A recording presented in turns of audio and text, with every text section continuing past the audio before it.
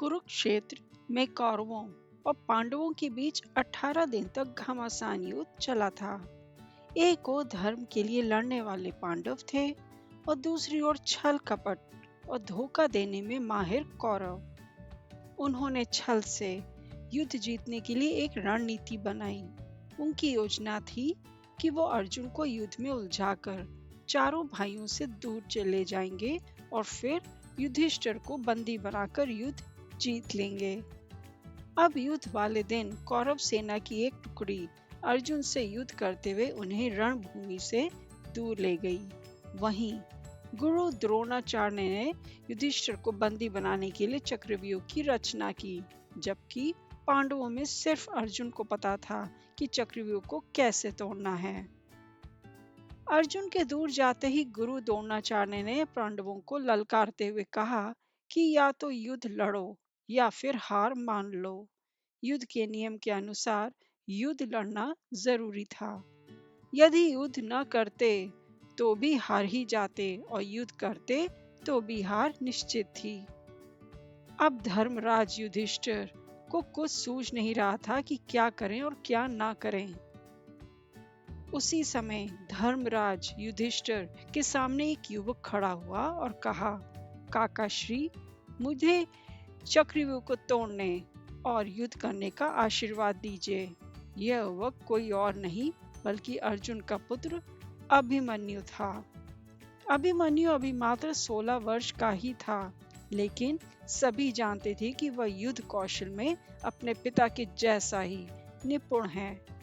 युधिष्ठिर ने अभिमन्यु को मना किया, लेकिन अभिमन्यु नहीं माना और उसने कहा, मुझे चक्रव्यूह तोड़ना आता है।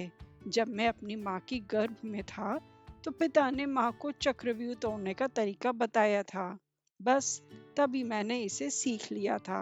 मैं आगे रहूंगा और आप सब मेरे पीछे पीछे आइए। हार मानकर युधिष्ठिर ने अभिमन्यु की बात मान ली और सभी युद्ध के लिए तैयार हो गए। सबसे आगे अभिमन्यु था और बाकी सब उसके पीछे। अभिमन्यु को रण क्षेत्र में देखकर कौरव मजाक उड़ाने लगे कि यह छोटा बालक क्या युद्ध करेगा, लेकिन जब उन्होंने अभिमन्यु के युद्ध कौशल को देखा तो उनके पसीने छूट गए। आगे बढ़ते हुए अभिमन्यु ने दुर्योधन के पुत्र लक्ष्मण को मार गिराया और चक्रव्यूह में प्रवेश कर गया। उसके चक्रव्यूह में प्रवेश करते ही सिंधु के राजा जयद्रथ ने चक्रव्यूह का द्वार बंद कर दिया ताकि चारों भाई चक्रव्यूह में प्रवेश न कर पाएं। अभिमन्यु आगे बढ़ता जा रहा था। उसने एक एक करके सभी योद्धाओं को हरा दिया, जिनमें स्वयं दुर्योधन, कर्ण और गुरु द्रोण भी शामिल थे। किसी को कोई उपाय समझ नहीं आ रहा था। तभी कौरवों के सभी महारथियों ने एक साथ मिलकर अभिमन्यु पर हमला कर दिया। किसी ने उसका धनुष तोड़ दिया तो किसी ने रथ। इसके बावजूद अभिमन्यु नहीं रुका। उसने रथ का पहिया उठाकर युद्ध करना शुरू कर दिया।